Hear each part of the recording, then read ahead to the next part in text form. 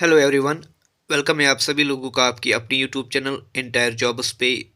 तो एक और नए वीडियो में नए लेक्चर में आपके साथ यहाँ पर हम हाजिर हैं, जो उर्दू का पटवारी के लिए जो खतूत नवासी यहाँ पर आपके लिए दी गई है सिलेबस पे। तो आज हम इसी पे थोड़ा सा गौर करेंगे कि कैसे हमें खतूत नवासी करनी चाहिए और क्यों हम खतूत लिखते हैं। तो आइए हम इस वीडियो को शुरू करते हैं। वीडियो को स्टार्ट करने से पहले आपसे गुजारिश है कि अगर आप इस चैनल पर नए हैं तो इस चैनल को सब्सक्राइब करके रखिएगा, ताकि आपको पटवारी के लिए जो भी उर्दू का सिलेबस है उसको समझने में, उसको देखने में आसानी हो। और डिस्क्रिप्शन में हमने लिंक दी हुई है हमारे व्हाट्सएप ग्रुप की, वहाँ पर आप पटवारी ग्रुप में ऐड हो सकते हैं। तो आइए हम स्टार्ट करते हैं। खतूत नवासी। मुझे उम्मीद है आपने बेल आइकन को दबाया होगा।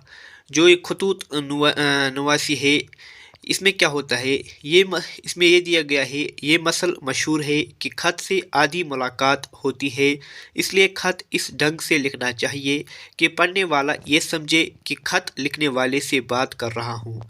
मुझे यहाँ पर इसका माने बताने की ज़रूरत नहीं है, क्योंकि मैं इस वक्त उर्दू में ही बात कर रहा हूँ। तो मुझे उम्मीद है आपको भी समझ आ रहा होगा। खत वही उम्दा समझा जाता है जो ज़बान, लैंग्वेज और शक्ल फॉर्म के लिहाज से ठीक हो। खत लिखना भी एक फ़न है, इसलिए तलबा को खत लिखने का तरीका मालूम करना ज़रूरी है। जो खत लिखना है ये एक किस्म का फ़न है और आपको पता होना चाहिए कि इसका तरीका क्या है, क्योंकि जो आपका एग्ज़ाम होने वाला है वहाँ पर आपका तरीका देखा जाएगा कि आप किस फॉर्मेट में खत को लिख रहे हो। अच्छा, इसके बाद है खत लिखते वक्त तलबा को हस्ब झेल बातों का ख़ास ख्याल रखना ज़रूरी है। कुछ बातें हैं जब आप खत लिखेंगे तो कुछ बातों का आपको ख्याल रखना पड़ेगा। मसल की एक, अगर आप लिखना चाहते हैं तो लिख लीजिएगा, क्योंकि ये आपको फिर बाद में आपको इनकी ज़रूरत पड़ेगी। एक तो ये समझकर खत लिखना चाहिए कि जिस आदमी को आप खत लिख रहे हैं वो आदमी आपके सामने है और आप इससे बातें कर रहे हैं। ये एक इम्पॉर्टेंट नोट है यहाँ पर। अगर आप किसी बंदे को खत लिख रहे हो, या किसी आप अपने रिलेटिव को, अपने किसी रिश्तेदार को अगर आप खत लिख रहे हो, तो आपको ये गौर करना चाहिए, ये एज्यूप्शन करना चाहिए कि वो बंदा आपके सामने बैठा है और आप इससे बात कर रहे हो। इसी तरीके से आप खत में भी उसके बारे में उसको लिख सकते हैं।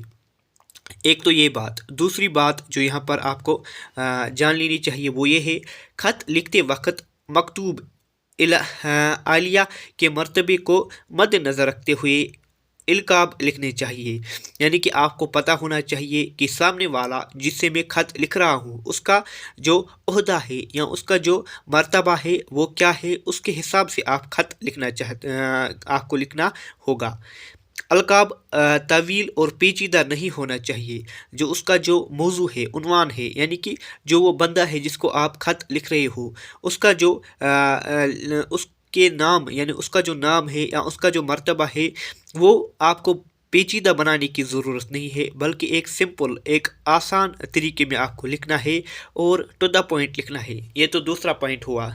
तीसरा, ख्याल ज़ाहिर करने में अजर व इनकिसारी होनी चाहिए। अजर व इनकिसारी मतलब आप बिल्कुल एक नरमी के तरीके से आप उसको ख़त लिखें। ये नहीं आर्ग्यू करें कि आपने फलाना चीज़ किया, आपने फिस्ताना चीज़ किया। आपको एक सिंपल अंदाज में अपनी बात वहाँ पर रखनी चाहिए। जैसे आप एक तमीज़ में, एक इखलाकी तौर पर आप किसी बंदे से बात करते हो, तो उसी तरीके से आपको भी वहाँ पर ख़त लिखने में ये गौर करना चाहिए कि सामने वाले की कोई इज़्ज़त पे कुछ दाग न लग जाए, बल्कि आप अच्छी तरीके से उसके सामने बात अपनी ख़त के ज़रिए पेश करें। उम्दा खतूत के लिए इसका होना ज़रूरी है। अजर व इनकिसारी एक आसान तरीके में। ख़त की ज़ुबान बिल्कुल सादा, आसान और आम फाहम हो। ख़त की जो ज़बान है वो आसान होनी चाहिए और आम फाहम होनी चाहिए, आम होनी चाहिए, जो हर किसी को समझ में आए। अच्छा, पांचवा जो आपके लिए एक कंडीशन है वो ये है, ख़त जो खुश खत होना चाहिए, वरना पढ़ने वाले को दुश्वारी होगी। यानी कि आपको उसमें बिल्कुल भी कड़वी लैंग्वेज इस्तेमाल करना नहीं है, बल्कि एक खुश खत यानी अच्छी पेपर पर और अच्छी जो आपकी लैंग्वेज होनी चाहिए, एक सिंपल लैंग्वेज होनी चाहिए। छठा, खत लिखने के बाद इसे एक बार ज़रूर पढ़ लेना चाहिए ताकि कोई बात न छूट जाए। अक्सर ऐसा होता है कि कोई हुरूफ लफ्ज़ छूट जाता है, दोबारा पढ़ने से गलती दुरुस्त हो जाती है। अच्छा, ये भी आपको ख्याल रखना पड़ेगा। सातवां ये है, पता साफ साफ लिखना चाहिए ताकि पाने वाले के पास पहुँचे पूछने में देर न हो जाए। आपको उसका जो खत का जो एड्रेस है वो भी लिखना पड़ेगा और अच्छी तरीके से लिखना पड़ेगा। ये कुछ कंडीशन हमने आज इस 5 मिनट की वीडियो में हमने पढ़ लिए। तो अगले जो वीडियो हमारा लेक्चर रहेगा वो भी 5 मिनट का रहेगा। उसमें हम देखेंगे कि खतूत के कैसे कैसे अक़साम है और किस तरीके से हम एक अच्छा ख़त लिख सकते हैं। और एक ख़त भी हम कल लिखेंगे जिसमें हम आपको बताएंगे कि कुछ कुछ ख़त किस तरीके से आपको डिफरेंट खतूत निगारी वहाँ पर आएगी और आपको हर एक खतूत निगारी पर पकड़ होनी चाहिए। तो ये एक सिंपल सा वीडियो था आज। आप इस चैनल पे बने रहिए, इस चैनल को सब्सक्राइब करके रखिएगा ताकि आपको आइंदा कोई भी दुश्वारी इस एग्ज़ाम के हवाले से नहीं आए और अच्छी तरीके से आप आसान तरीके से आप इस एग्ज़ाम को इजी वे में पास कर सकें। हमारी दुआएं है आपके साथ, आप भी हमारे साथ बने रहिएगा। अल्लाह हाफिज़।